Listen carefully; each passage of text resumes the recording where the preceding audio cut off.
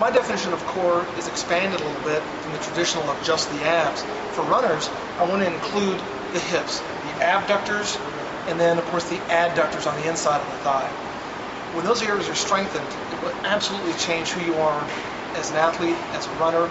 You'll prevent injuries, you'll see your times get better, you'll run hills stronger.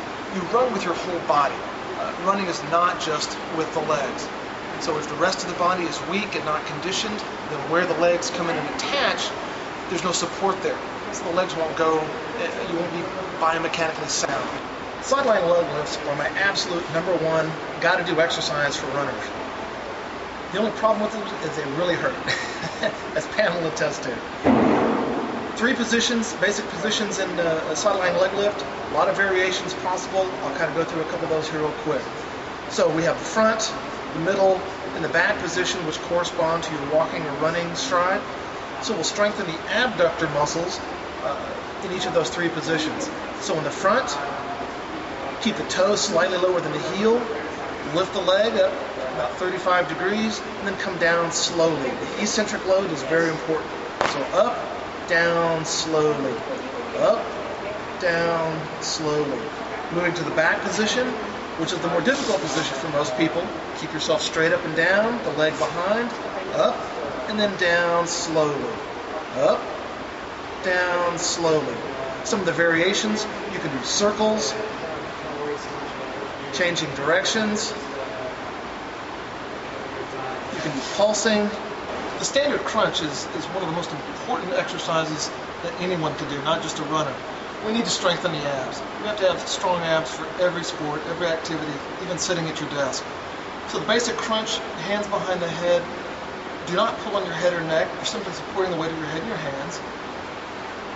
Flatten the low back, and then contracting the low abs below the belly button, and then come down, keeping the abs contracted. Touch your shoulder blades, come right back up. Using your breath correctly is also very important. Exhale up, inhale down, keeping the abs tight. Exhale up, inhale down. One of the areas of weakness that I've noticed in a lot of runners is the glutes. So your derriere. We're going to do a quick little exercise, glute lifts, to strengthen your behind. Getting flat on the ground, feet flat, heels pressed together, knees pressed together. You can feel your glutes and inner thighs engage. Without pushing the feet into the ground, squeeze the glutes to lift up, then drop down, keeping the glutes tight, touch your sacrum, come right back up, squeezing the glutes, pushing your heels and knees together, going down and up, down. The plank exercises are kind of baseline indicators for your core strength. So we'll do side plank and we'll do a front plank. That'll give you a great idea for where you really are as far as your basic core strength. So stack your feet, make sure that you're straight up and down, the elbow is under the shoulder, and lift yourself until you're in a nice flat position. Hold it for at least 30 seconds. If you feel like you've done some core strengthening before and you're reasonably strong, we have some nice variations. Do a little star. Holding that, really working the abductor on that lower leg.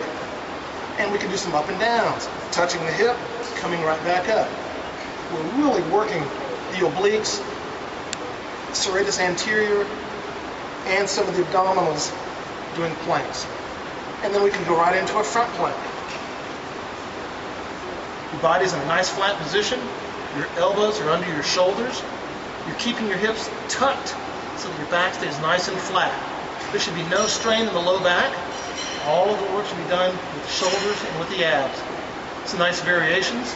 You can lift one leg and the other.